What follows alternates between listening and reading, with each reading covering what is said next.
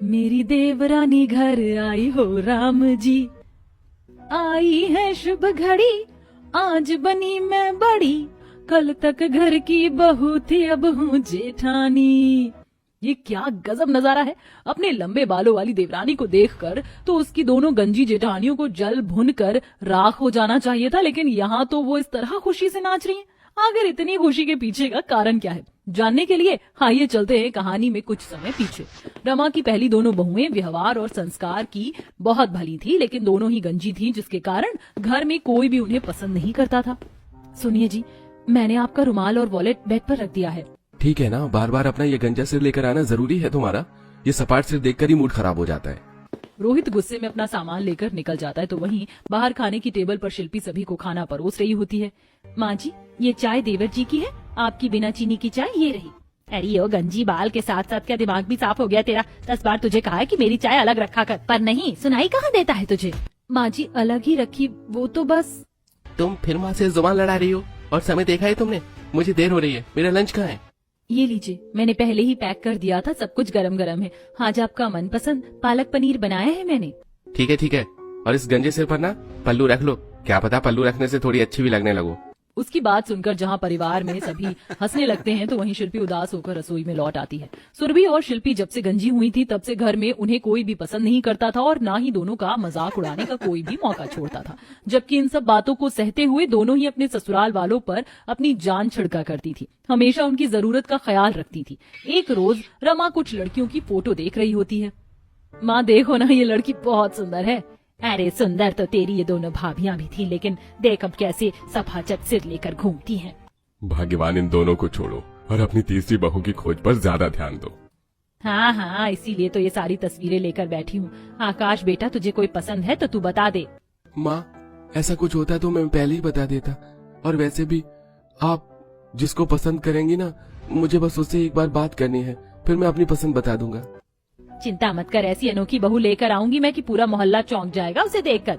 उनकी बातें सुरभि और शिल्पी भी सुन रही थी। माँ जी, हमारी देवरानी लाने की सोच रही हैं, लेकिन एक बार भी उन्होंने हमारी राय नहीं ली। तुम तो माँ जी को जानती हो ना कि वो किसी की नहीं सुनती, लेकिन हम तो माँ जी की मदद कर सकते हैं ना। मदद? कैसी मदद दीदी?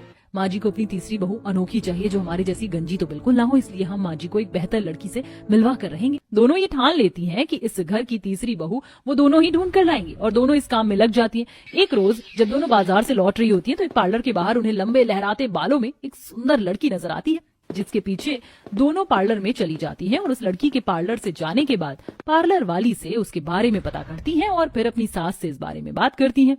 वैसे तो तुम दोनों पर मुझे रत्ती भर भी भरोसा नहीं है, लेकिन लड़की की तस्वीर देखकर मुझे एक बार रिश्ता लेकर तो जाना ही चाहिए।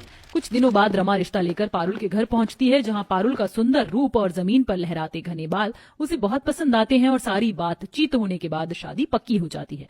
शादी की सभी रस्मों में रमा की दोनों गंजी बहुएं नाच गाकर खूब धूम मचाती हैं, और जब पारुल का गृह प्रवेश होता है तब भी दोनों नाचने में मगन होती हैं।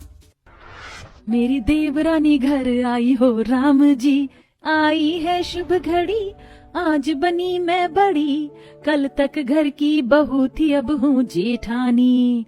अरे बस भाभी, नाचते नाचते कहीं आप दोनों गिर ना पड़ो।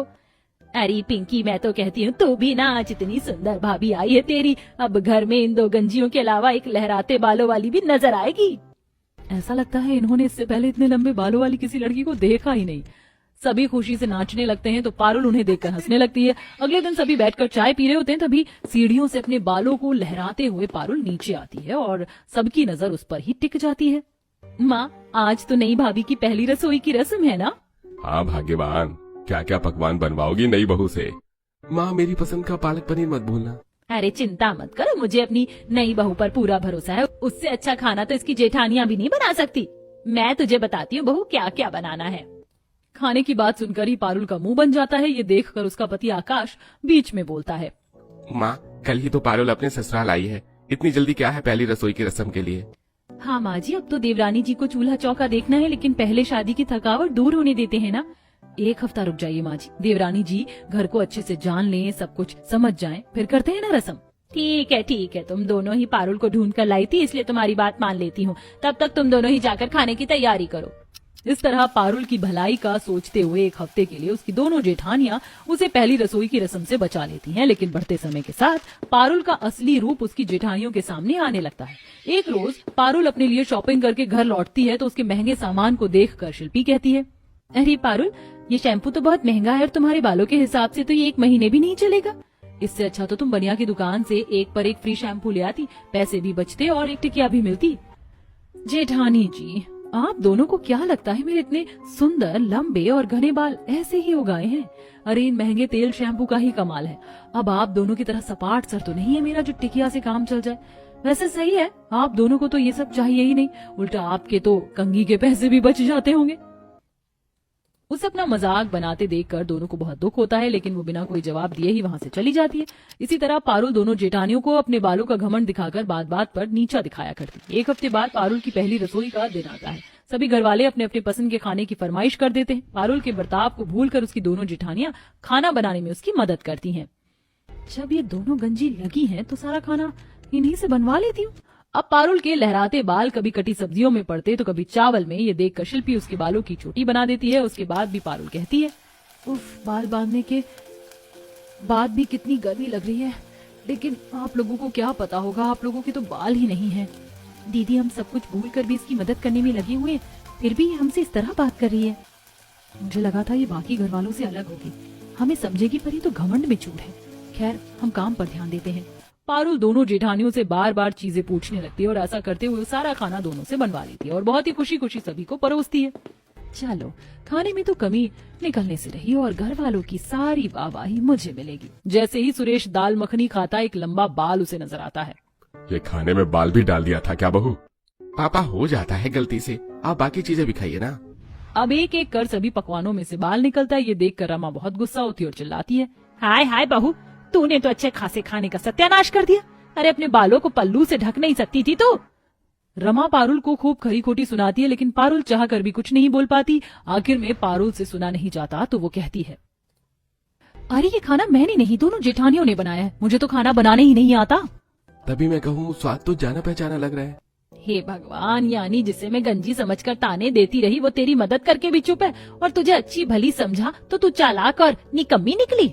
माँ जी, मुझे माफ कर दीजिए, जेठानियों ने मेरी मदद की तो मैंने सारा खाना इनसे बनवा लिया, लेकिन जिन बालों पर मुझे घमंड था उनकी वजह से सब बर्बाद हुआ। बहुओं, तुम दोनों इतनी दयालु हो, मुझे आज पता चला। तुम्हारे गंजेपन के आगे मुझे तुम्हारे बाकी गुण दिखे ही नहीं। मुझे माफ कर दो बहुओं।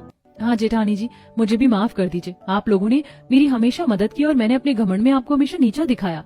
इस घटना के बाद से सभी घर वालों को एहसास होता है कि वो अब तक सुरभि और शिल्पी के गंजेपन के चलते उनके बाकी के गुणों को अनदेखा करते आ रहे थे, जिसके लिए सभी दोनों से माफी मांगते हैं और उन्हें फिर कभी गंजे होने का ताना नहीं देते।